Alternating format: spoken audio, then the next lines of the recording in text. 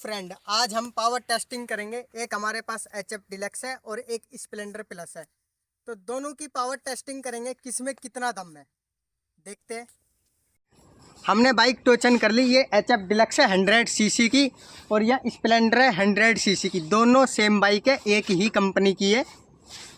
चलिए अब हम इसको ट्राई करके देखते हैं कितनी किसमें ज़्यादा पावर है, ये देखते हैं।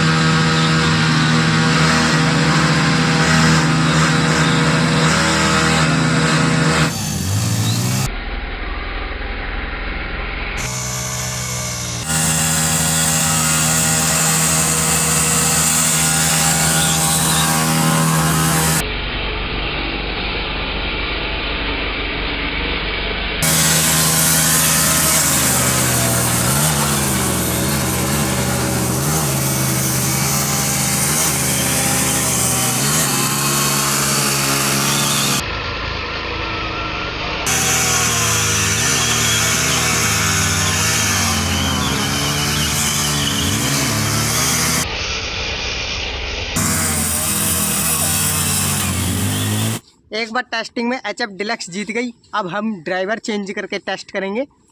आप इस पे आ जाओ और आप इस पे आ जाओ। अरे यार जल्दी। अब हम फिर से ट्राई करके देख